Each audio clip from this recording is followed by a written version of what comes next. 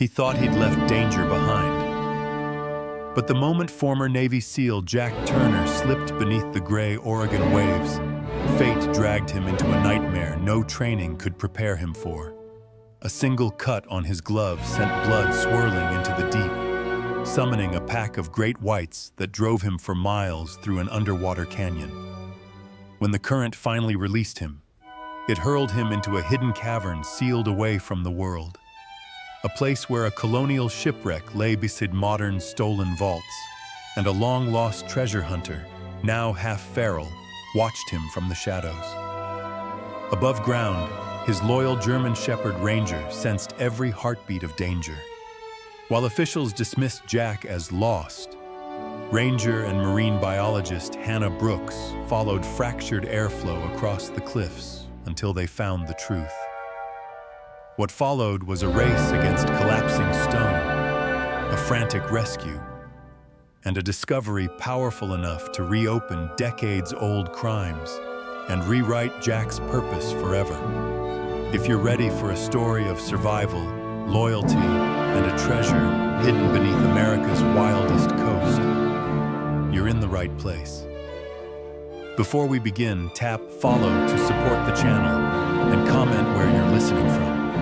Or simply write Amen for everyone who needs a second chance in life. The Oregon coastline had a way of swallowing noise.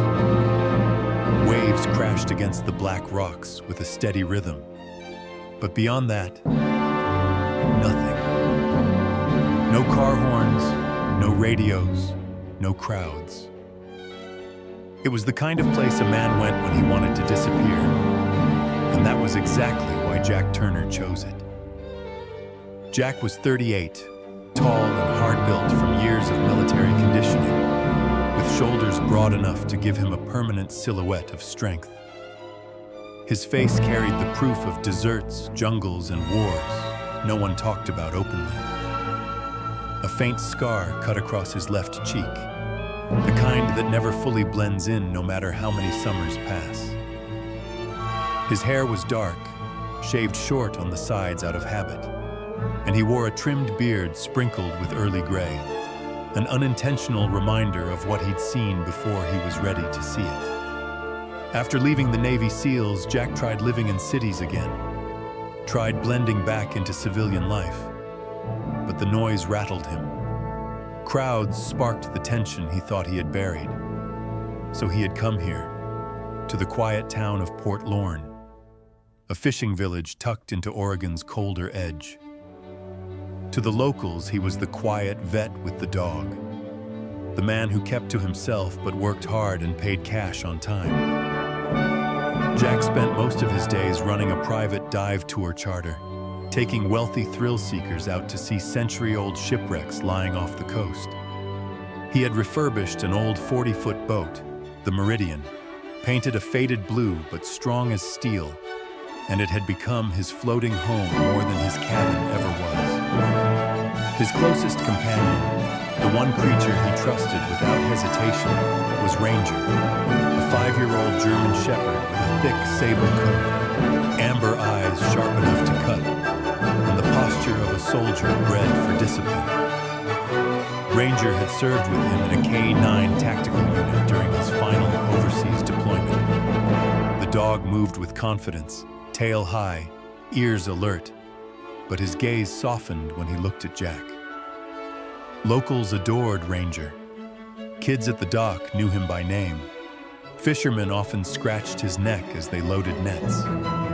Ranger, in return, watched over Jack the way a shadow protects the body that casts it. Life, while lonely, had become almost predictable until the day Dr. Hannah Brooks stepped onto the Meridian. Hannah was 34, slender but athletic in the way people become when their careers demand long days outdoors. She had warm brown skin, freckles across her nose, and wild dark blonde hair she constantly tied into a knot, only for the wind to undo it. Behind her glasses were sharp hazel eyes, the kind that missed nothing. She worked for NOAA, studying the migratory patterns of great white sharks along the Pacific coast. She spoke fast when she was excited, laughed easily, and asked questions Jack didn't always want to answer. But she treated Ranger kindly, and that alone earned her a measure of trust. Noah had rented Jack's boat for a week-long tagging expedition. Their task? Deploy satellite transmitters onto a group of large whites that had begun appearing unusually close to the coast. Hannah had suspected climate shift patterns, but she wasn't yet certain. What she did know, however, was that something about the shark's behavior was changing. The first day she boarded, Ranger approached her carefully, tail stiff but not aggressive. Hannah knelt down, letting the dog sniff her hand. "He's beautiful," she said softly. Jack nodded. "Smartest partner I ever had." She glanced up at him. "You were military?" Jack answered with a simple, "Used to be," and left it there. Hannah didn't push, though Jack could tell she wanted to. She was the type who carried curiosity like an instinct, not a choice. During their week together, Hannah tried several times to make conversation. Sometimes Jack humored her with short answers. Sometimes he let silence speak instead. But on the last day, as the sun bled orange across the sea, she said something that stayed with him long after she left. "You know, Jack, you don't have to stay alone just because you've been through hell. Some people come back from the worst things and still find a reason to live better." He didn't respond. Couldn't. He simply stared at the horizon until her reflection faded from the water. A few days after Noah's departure, a wealthy businessman named Cliff McAllister arrived at Jack's dock. Cliff was in his mid-50s, tall and broad-bellied, with an expensive mustard-colored jacket and a trimmed salt and pepper beard that looked more like fashion than aging. His smile was practiced, the kind executives wear in boardrooms. Cliff introduced himself with the confidence of a man accustomed to buying anything he wanted, including people's silence. "I hear you're the one to hire if I want to see places the tourists don't," he said, glancing toward the open ocean. Jack studied him, instinctive caution rising. "Depends on where you want to go." Cliff tapped a folded map. "A place called Blue Chasm. Locals say it's dangerous, but I'm willing to pay whatever it takes." Jack stiffened. Blue Chasm was a deep-water canyon few dared approach. Strong currents, unstable rock shelves, and according to Hannah, an unusually high concentration of great whites during this season. "You don't want to dive there," Jack said bluntly.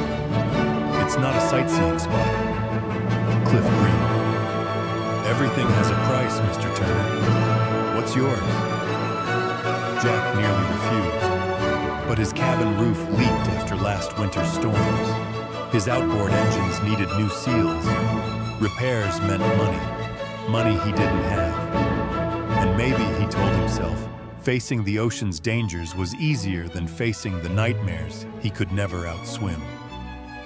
Eventually, he gave a slow nod. "All right, tomorrow at dawn." That evening, as Jack sat on the edge of the boat with Ranger pressed against his knee, Hannah called. Her voice carried urgency. "Jack, listen." Sensors picked up increased shark activity in the Blue Chasm area. "They're schooling, big ones. Please don't take anyone there, not this week. It's too risky." Jack thanked her for the warning, but didn't reveal the contract he had just accepted. He knew she would argue, maybe even alert the Coast Guard. And right or wrong, he needed the money. The call ended with Hannah's soft words lingering in his ear. "You've survived enough. Don't go turning your luck into a death sentence." Jack told himself her concern was unnecessary. He had survived war zones more unpredictable than the Pacific. He had Ranger watching his back. He had done dives 10 times harder. But as the last light faded and a cold wind swept across the dock, a memory flickered. Sand, gunfire, the scream of metal, Ranger dragging him out of a collapsing compound. A reminder, survival doesn't always repeat itself. Still, he made his decision. What Jack didn't know, what no one on land could have known, was that the journey toward Blue Chasm would not merely threaten his life. It would take him places no map had ever captured, force him into darkness deeper than the ocean itself, and lead him toward a discovery buried by time, greed, and fate. The sea was waiting, and it never waited kindly. Dawn arrived muted and gray, the kind of Oregon morning where the horizon seemed stitched directly into the clouds. Jack Turner stood on the deck of the Meridian, tightening the straps of his dive gear, the heavy neoprene suit hugging him like a second skin. Ranger paced beside him, nails clicking anxiously against the deck. The German shepherd's fur bristled slightly, his amber eyes fixed on the water, as if he sensed something brewing beneath the waves. Cliff McAllister, wrapped in an expensive thermal jacket far too bright for a place like this, was busy adjusting his sleek private diving helmet, custom-made titanium edges, matte black visor, clearly owned by a man who preferred paying for safety rather than understanding danger. Cliff wasn't diving yet. He lounged near the cabin door, radiating boredom rather than fear. "You sure this place is as impressive as people say?" he muttered. Jack didn't bother correcting him. "Stay on deck until I signal."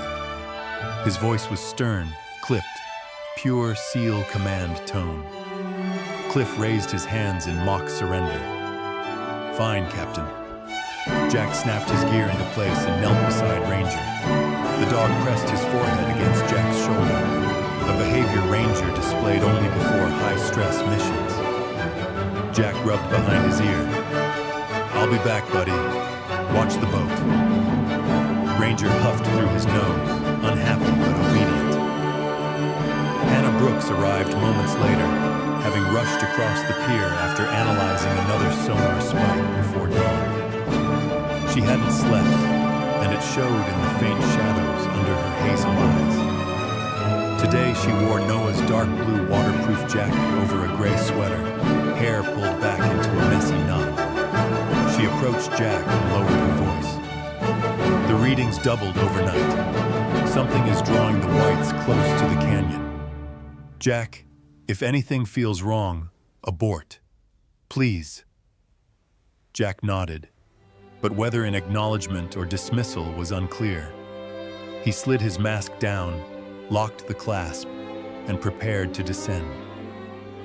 With a practiced motion, Jack slipped into the water, barely disturbing the surface.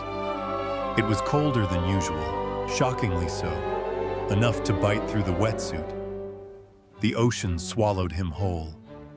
His oxygen bubbles lifted toward the dim light above as he angled downward, engaging the underwater scooter, its propeller emitting a low, steady hum.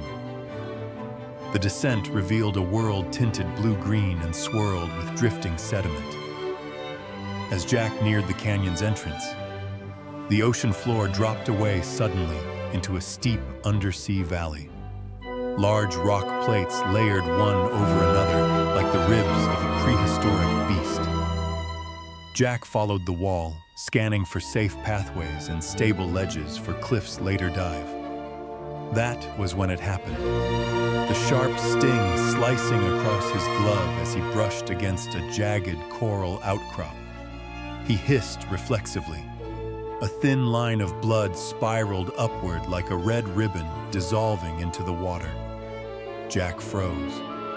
He had handled injuries underwater before, but here, in a region Hannah warned was experiencing abnormal shark activity, the smallest drop mattered. He checked the wound, shallow, manageable, but the water had already carried the scent. At first, the ocean simply grew quieter. Then the light dimmed. From the haze of the deep, a massive shadow materialized. A white shark, longer than Jack was tall, emerged with that unmistakable, smooth, predatory glide. Its eyes were black coins reflecting nothing but hunger.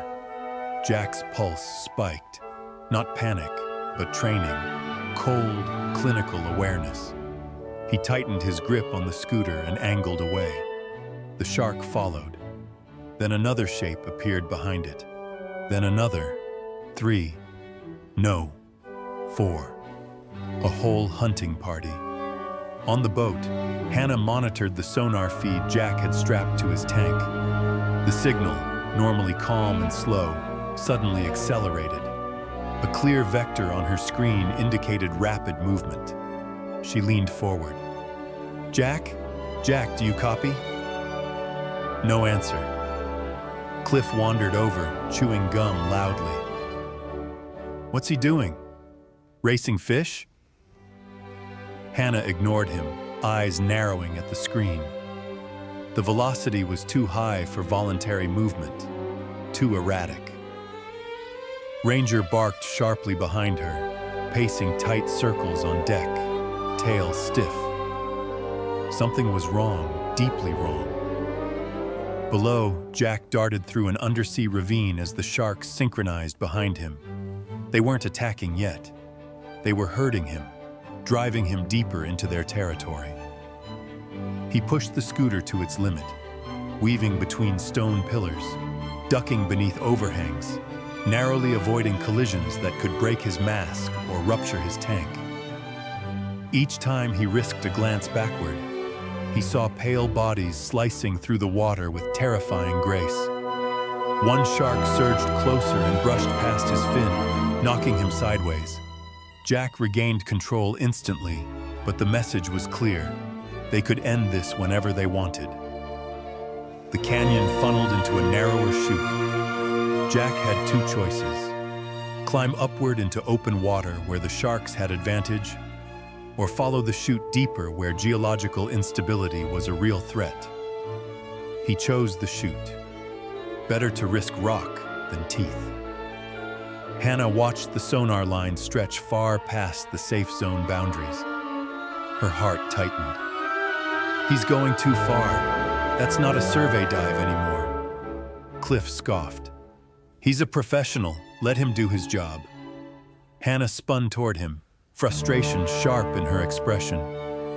You don't understand. This isn't normal behavior. The sharks are moving in coordinated patterns, and your diver is right in the middle of it. Before Cliff could retort, the sonar signal jerked and elongated. Jack's speed had doubled. Then, just as suddenly, the signal flickered, distorted, warped, and vanished. Hannah's breath caught. No! No, no, no, Jack! Ranger launched into frantic barking, claws scraping the deck as he bounded to the rail, sniffing aggressively at the wind, then toward the sea as if pinpointing something Hannah couldn't see. Cliff, suddenly pale, whispered, "What does that mean? Lost transmission?" Hannah swallowed hard. It means he's either out of range or something happened to the device. Deep below, Jack's tank scraped a rock ledge as he shot through the narrowing chute. He felt more than heard the vibration of something large hitting the canyon wall behind him. A shark attempting to follow, but not fitting through. The others circled back above, furious shadows in the water. Jack didn't slow. The chute's end appeared ahead, a dark seam in the cliff face, barely wide enough for a man in gear. He angled his body and plunged into it, leaving the predators crashing against stone outside. Inside, darkness swallowed him. The chute twisted and angled downward, the current dragging him violently. His scooter clipped a rock, jolting from his grip. The impact spun him, knocking the regulator against his jaw. But he managed to regain the mouthpiece and stabilize his breathing. Then he saw it. A faint glow far ahead. like the ghost of daylight shimmering through underwater mist. He kicked hard, letting the current pull him toward the unknown. Behind him, the muffled roars of frustrated sharks reverberated through the stone. Ahead, the narrow passage widened, and the glow grew brighter. Jack felt the temperature rising slightly, a sign he was entering an oxygen pocket, maybe even a partially dry cavern. His lungs tightened, not from fear, but from the staggering possibility that this chasm hid something no charts had ever recorded. The current seized him one final time and flung him forward into emptiness. Jack tumbled through an opening and broke the surface of an underground pool, gasping into a cavern lit by a natural skylight. He ripped off his mask, chest heaving, mind reeling. Water dripped from stalactites above. Somewhere deeper inside, something shifted. A hollow echo that didn't belong to rock or water. Something or someone was in here with him, and Jack Turner had nowhere left to run. Jack hung in the icy water for several breaths before muscle memory forced him to act. He raised his head, wiping droplets from his eyes as his lungs dragged in the heavy, mineral-scented air of the cavern. The only illumination came from a narrow slit far above, sunlight filtering down through stone like a blade of pale gold.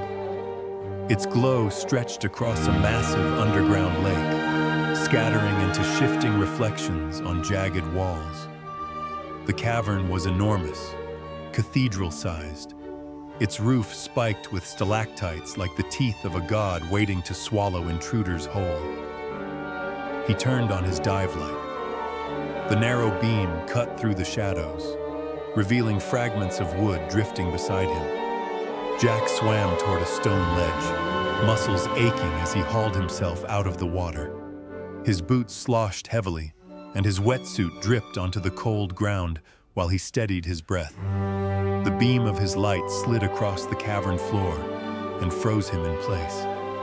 Half-rotted wooden ribs from an ancient ship curled outward like fingers reaching for salvation. The hull, or what remained of it, lay split in two as if crushed under the weight of centuries. Barnacle-covered beams sprawled across the stone, their faded carvings half devoured by time. Scattered between the splintered planks were chests, some shattered open, others sealed with metal bands rusted to the color of dried blood. Jack crouched beside one, brushing away grime. Beneath the rust, his light caught a glimpse of engraved steel, Latin inscriptions he couldn't fully read, but recognized as something old, something that didn't belong under Oregon's cliffs. The open chests spilled their secrets freely, dull gleaming coins stamped with a worn cross, the kind minted in the Spanish colonial era. Some were fused together by oxidation, others rolled when his boot accidentally nudged them. "This is impossible," he murmured. "A colonial merchant vessel this far north? No recorded route matched this, unless the ship had been blown drastically off course, or had been running from something." He stood and scanned farther down the cavern. That was when his light struck metal that did not belong to any century but the modern one. Square steel vaults, thick-walled and bolted, were stacked against the stone, many toppled from their original positions. Logos barely legible under decades of corrosion marked them. Hawthorne National Financial Group, a private U.S. banking conglomerate that had collapsed under scandal in the 1970s. He remembered vague headlines about missing bearer bonds, off-book assets, and vanished safety deposit vaults. Now several of those vaults sat before him, coated in mineral dust, some pried open. Inside were stacks of disintegrating papers, metal lockboxes, and a few bars of gold half-wrapped in plastic film. Jack felt the weight of the moment settle into his bones. What he had found was not just history, it was evidence. evidence someone once cared enough about to hide in a prone place reachable only by risking death. As he rose, a faint scrape echoed from somewhere deeper in the cavern, sharp, intentional, not the random settling of stone. Jack stiffened. He wasn't alone. His training snapped into place. He dimmed the light and pressed his back against a pillar of rock, listening. The silence returned, but something in that silence felt wrong. Too aware, too deliberate. He scanned low, then high, sweeping for movement. Nothing. Just the drip of mineral water from the ceiling. He moved cautiously toward the inner tunnels branching off the main cavern. The water pooled in irregular shapes here, the stone slick and uneven. One tunnel was choked with collapsed rock, another narrowed into darkness. The third showed signs of something stranger, drag marks in the dust, wide and messy, as though heavy objects had been pulled through recently enough that the markings hadn't completely been smoothed by moisture. Jack tightened the strap on his remaining equipment. Whoever or whatever had been here could be armed, desperate, or far worse, panicked enough to guard this secret with violence. He surveyed the cavern again, noting vantage points, exits, possible traps. His SEAL instincts told him the place wasn't just a natural hideaway. Someone had used it strategically. He forced himself to breathe slow and quiet. The air smelled faintly of oil and metal, modern scents in an ancient tomb. Then his light landed on something unexpected. A canvas duffel bag slumped near a rock shelf. He approached, weapon ready though he had none but a diver's knife. The bag was mildewed, but the zipper was functional. Inside lay 3 items: a rusted canteen, a mold-mottled sweater, and a waterproof notebook sealed in plastic. Jack opened the notebook. On the inside cover was a smeared name, Samuel Pritchard. He froze. That name, he had heard it. A treasure hunter who vanished in 1982 searching for lost coastal mineral wealth. Newspapers had dismissed him as a fraud, a conspiracy chaser. His disappearance was categorized as an accident. Yet here his notebook sat. In a cavern reachable only through the shark-ruled underworld, Jack himself barely survived. Jack flipped a few pages. The handwriting grew frantic deeper in the notebook. The cavern is older than the ship, older than anything. The ceiling breathes at night. Someone else has been using the vaults. Not safe. If I can't escape, maybe the tides will bury it again. A sudden thunk echoed behind him. Jack's blood chilled. He spun, raising the flashlight. A silhouette darted between 2 stone pillars. Not an animal. Too tall. Human. "Hey!" Jack's voice reverberated through the cavern. "I'm not here to steal anything, but I need to know if you're injured. I can help." Silence. Then a faint rustle, like someone receding deeper. He edged forward, careful to keep the shipwreck and vaults to his back. The cavern seemed to pulse with its own heartbeat. Every step tightened the knot in his stomach. The light flickered over jagged stone, leaving pockets of darkness large enough to conceal a person. Another sound, this time from above. Jack whipped his light upward. For a fraction of a second, he saw something perched on a narrow ridge. A thin man with tangled hair and a wild beard streaked white, wearing shredded clothing that clung to him like seaweed. His eyes caught the light, reflective, desperate, half feral. Then the man vanished into the shadowed upper ledges with the agility of someone who had lived in the dark for far too long. Jack's throat tightened. If that was Samuel Pritchard, then he had survived here for decades. Or he had become something else entirely. Jack stepped back onto the stone shelf, heart hammering. The man, or whatever he now was, had disappeared completely. The cavern's darkness swallowed all traces. The echo of movement faded into a silence so thick it pressed against Jack's ears. He knew two things with brutal clarity. He wasn't alone, and whoever lived in this cavern did not want him here. Above him, a brittle stone crackled. Pebbles rained down. Jack flinched, raising his light. And then something moved directly behind him. The chapter ends here. Jack steadied his breath as he pressed his palms against the cavern wall, feeling for the faint tremors of moving air. His dive suit clung coldly to his skin, heavy with minerals and moisture. The cavern around him seemed to breathe in slow pulses, whispering drafts sliding down through cracks overhead. He raised his flashlight, sweeping it across the stone ceiling pocked with fractures, each one potential salvation or disaster. He needed a route out, and he needed one fast. He checked his oxygen gauge. Barely a third remained, enough to submerge again if required, but not enough to fight the current for long. The underwater passage that had spit him out here was impossible to swim back through. The pressure and one-way flow would crush him. His only chance lay above. He turned his attention to the notebook he had stuffed into a waterproof pouch. The writings of Samuel Pritchard. The words were frantic, fragmented, but one line stood out. The ceiling breathes.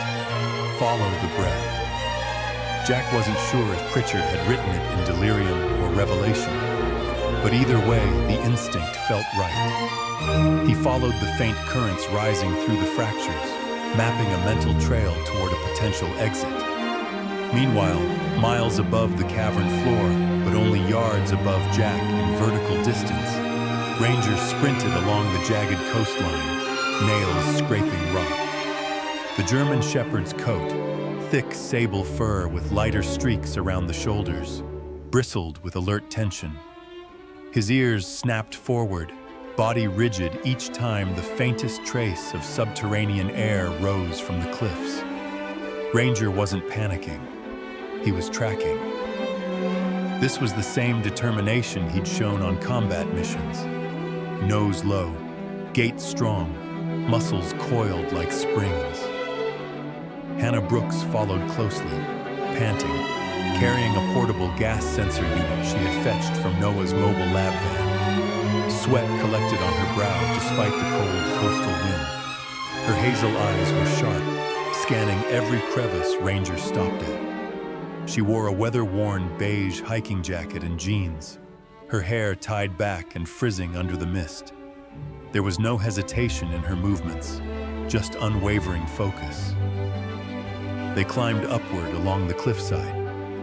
The terrain grew uneven, sharp basalt ridges rising like broken knives. From behind them, a voice shouted, echoing across the stone. "Brooks, what the hell are you doing?" It was Chief Petty Officer Frank Delaney of the local Coast Guard station. At 45, Delaney was a barrel-chested man with gray-streaked hair, cropped close, and a neatly trimmed beard that gave him a commanding presence. His uniform jacket strained across broad shoulders. Deep lines cut across his brow, etched by years of risking his life in storm rescues. Delaney was respected, but also notoriously by the book, the kind of man shaped by tragedy. He once lost 2 crewmen in a capsized vessel during a winter storm, and since then, he avoided all operations based on intuition or hunches. Everything had to be proven, measurable, guaranteed. Hannah didn't slow down as she answered, breathless but firm. "Chief, Jack's alive. Ranger knows it. The sonar data showed vertical movement toward a cavern system. We have airflow pockets along this cliff. Look!" She thrust the gas sensor device toward him. The screen flickered with fluctuations. Not enough for certainty, but enough for possibility. Delaney frowned. His tone softened a fraction as he eyed Ranger, who growled low, staring intensely at a hairline crack in the stone. Hannah, I can't deploy a recovery team based on a dog's instincts. He's not just a dog, Hannah retorted, stepping closer. He's a former Navy K-9. He's trained to find survivors. Delaney crossed his arms. Even so, but Ranger barked sharply, cutting him off. Once, twice, then again, tail stiff, body angled toward a spot halfway up the cliff. Hannah knelt, holding the sensor against the rock. A spike appeared. Airflow, stronger than before. Her voice trembled with urgency. Chief, someone is down there, and they're moving. Delaney hesitated. The battle inside him was visible. Protocol versus instinct. Caution versus conscience. Finally, he muttered, Fine. I'll radio for a lightweight drill rig. But this is on you, Brooks. Back underground, Jack used the butt of a rusted crowbar he'd found near the vaults. He tapped against the ceiling at intervals, listening to the echoes. Several spots were solid, dead zones. But one area, a slab no thicker than a few feet, produced a hollow resonance. His heart kicked. He struck it again, harder. Above, Ranger's ears perked. He spun in circles, barking furiously, claws kicking small rocks off the ledge. Hannah gasped. That was impact. Did you hear that? Delaney lifted his head. The faint tremor reached him seconds later. His skepticism evaporated. We're drilling here, he ordered. Jack struck again, sending vibrations up the stone. The hollow echoed back with promising clarity. He lit 2 emergency flares, their smoke curling upward, searching the micro cracks. The stone drank the warmth, then expelled faint wisps of vapor, proof the air was circulating vertically. Jack stepped back to conserve energy. His arm stung from exertion. He knelt and secured several coins and documents from the vaults into a waterproof pouch. Not for wealth, for proof. If he made it out alive, the world needed to know what had been buried here. Then the sound came again, the same presence he had felt in the previous chapter. A soft scraping from deep within the cavern's side tunnels. Jack raised the flare. The orange light cast an eerie glow across the damp walls. He wasn't alone. A shadow skittered across the upper ledges, a thin figure moving unnaturally fast, limbs sharp against the rock. It was Samuel Pritchard, or what remained of him. The man's eyes gleamed with a strange intensity, the kind formed by years of isolation and fear. His thin frame and tangled beard clung to the bone, but his movements were calculated. He watched Jack, not with hostility, but with a mixture of territorial warning and primal caution. Easy, Jack whispered, although he knew the man might not understand language anymore. Pritchard stopped. Tilting his head, he stared at Jack's flares, fascinated by the heat and smoke. Then he backed away, dissolving into darkness like a wraith. Jack exhaled slowly. He couldn't deal with Pritchard now. Survival came first. He raised the crowbar again and slammed it into the weak slab. Above, the seismic sensor Hannah held spiked dramatically. Dust tumbled down from the cliff. Ranger barked so loudly, the sound bounced off the rocks. Delaney's eyes widened. That was internal collapse pressure. We need to drill now. The rescue crew, recently arrived with portable drills, rushed to position their equipment. Delaney grabbed the controls himself, bracing the drill against the rock. Hannah stood beside him, clutching Ranger's collar as the dog strained toward the source of the vibrations. Below, Jack slammed his crowbar one final time. The slab groaned, cracked. A thunderous echo rippled through the cavern. Then, a faint, unmistakable sound reached him. Drilling. Jack's heart surged.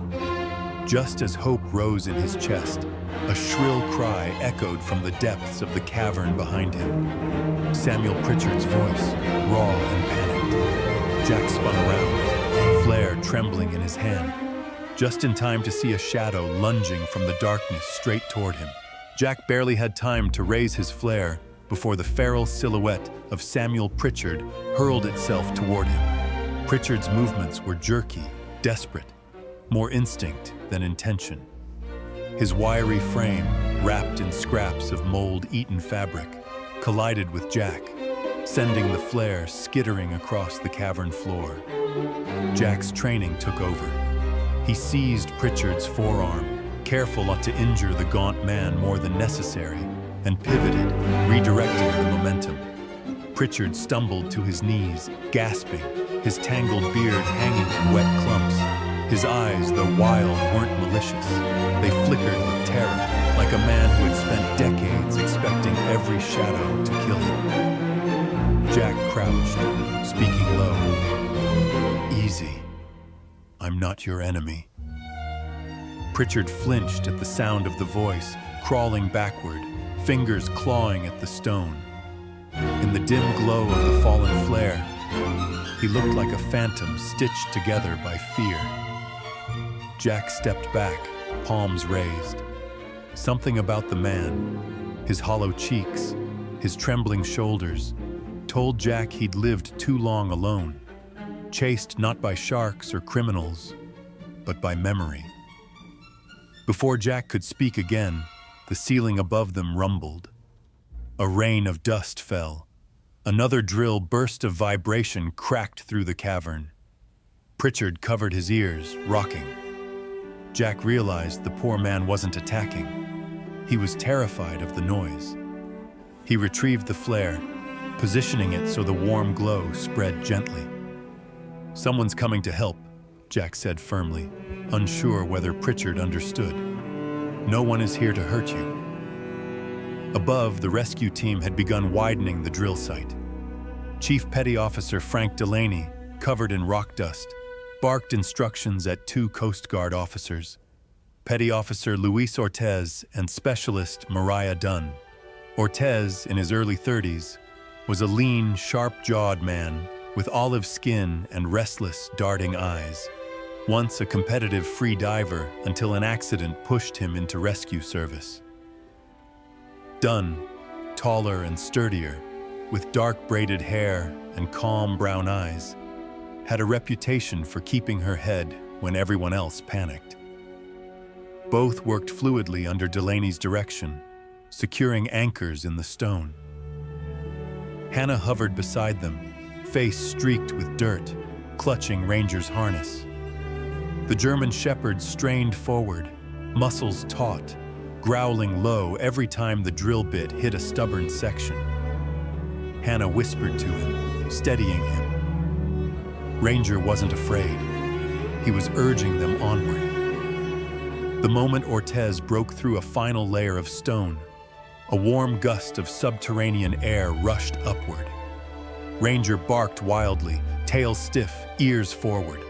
Hannah's breath caught. "Jack!"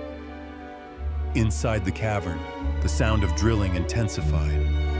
Jack shielded Pritchard with his shoulders as small fragments of stone rained down.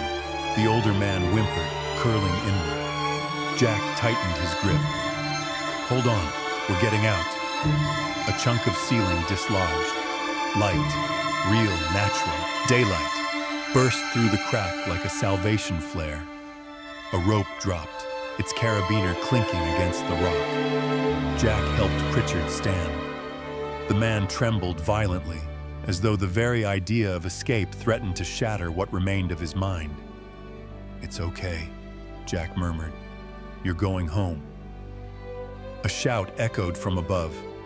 "Turner, secure yourself to the line!" Jack guided Pritchard toward the rope, but the man balked. His eyes darted to the darkness behind them. the tunnels he had called home for decades. He whispered, voice hoarse and thin, "Not safe out there. Not safe." Then he shoved the pouch containing his notebook into Jack's chest, as if it were a burden he had carried too long. Before Jack could stop him, Pritchard staggered back into the shadows.